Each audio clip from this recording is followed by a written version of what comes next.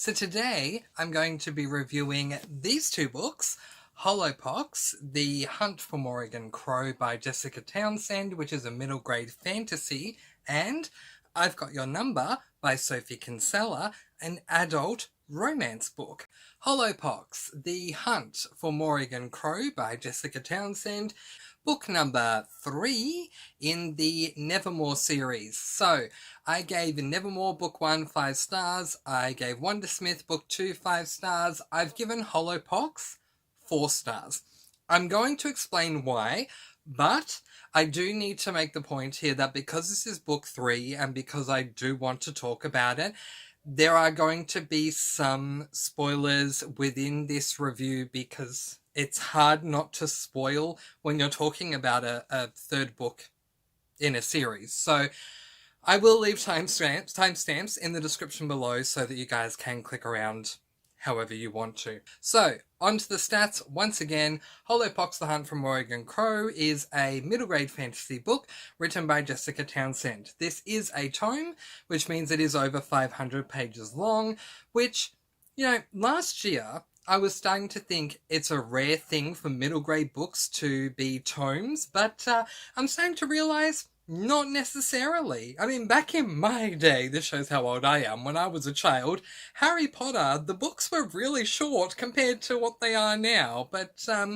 I guess maybe if they last the child the whole year, I'm saying child because it's intended for a children's audience. Adults can read them, hey, I'm reading them, so, but for the children, maybe it can last them the whole year so that it can tide them over until Jessica Townsend releases the next one, but there you go, it is a tome, so be mindful of that. The first two books are filled with a ton of whimsy and wonder.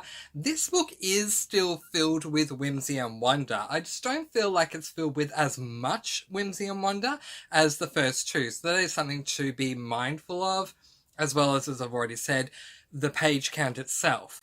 Another thing to be mindful of is while we do have a main plot that we are following, as well as many side plots that go along, with the main plot, this book is singular perspective, so we are limited to what we can view or see play out as to what our protagonist is actually doing.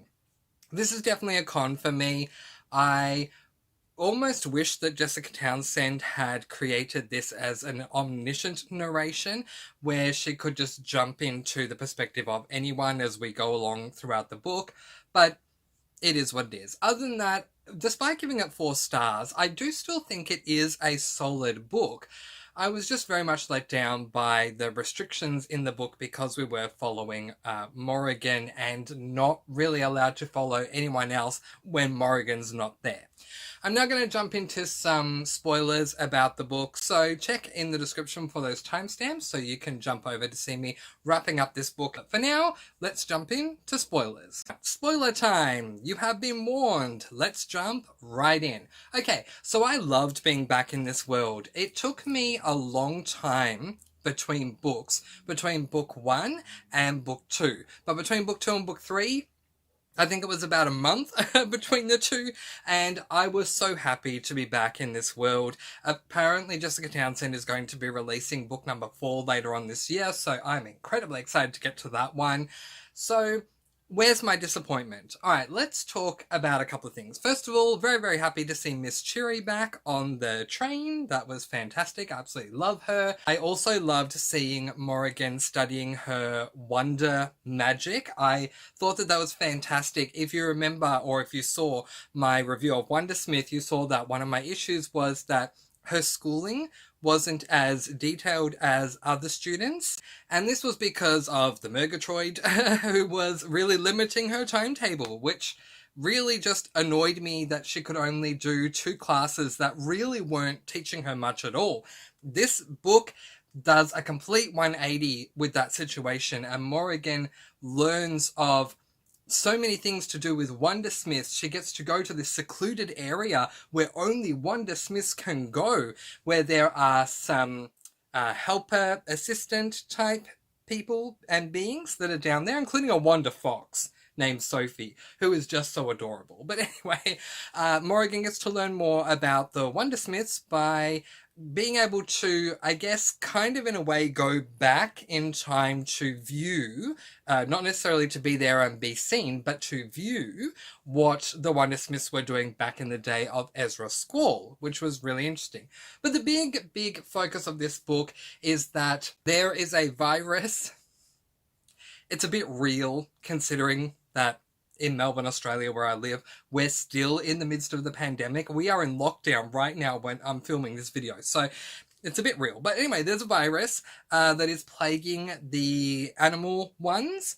And this virus is making these animals revert back to the wild state of the regular animal, which is really scary. One adorable part about it, and I did think that Fenestra might have been struck by the virus, was that Martha was telling Morrigan that she caught Fenestra frolicking in the snow. I need a film adaptation just for that moment. I just want to see Fenestra frolicking about in the snow.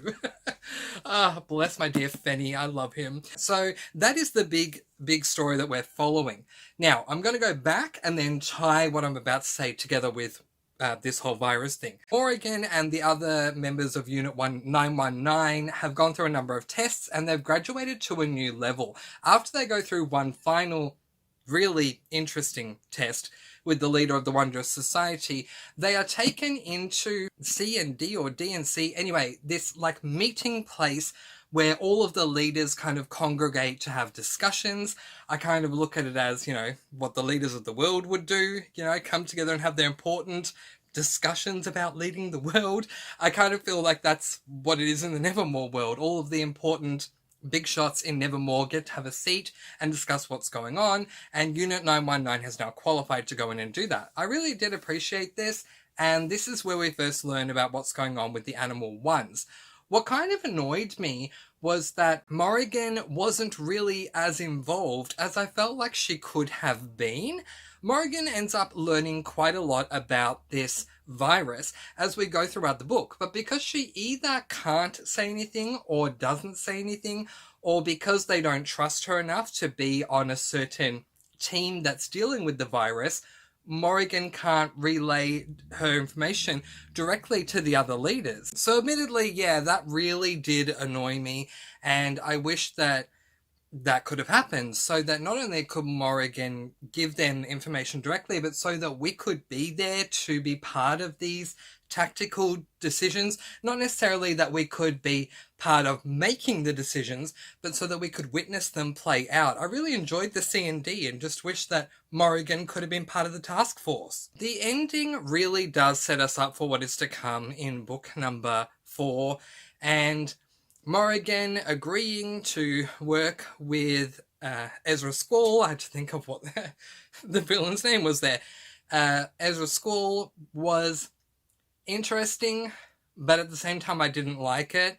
Ezra Squall is the one who created the virus, and while I understand that Morrigan was desperate to find a cure and was pretty much willing to agree to about anything to help the animal ones, I don't like that she's bound to this agreement, and I really don't appreciate that.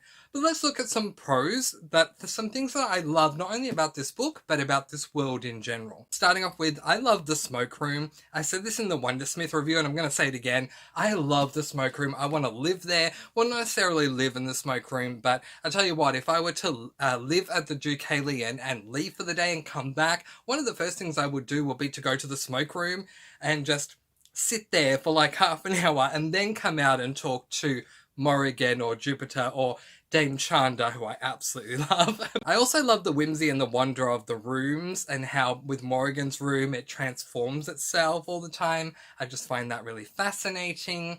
I just love this world in general. Who else but Jessica Townsend would think about traveling on a line with an umbrella, like literally hooking your umbrella onto the line to travel? I mean, it's so original, it's so genius.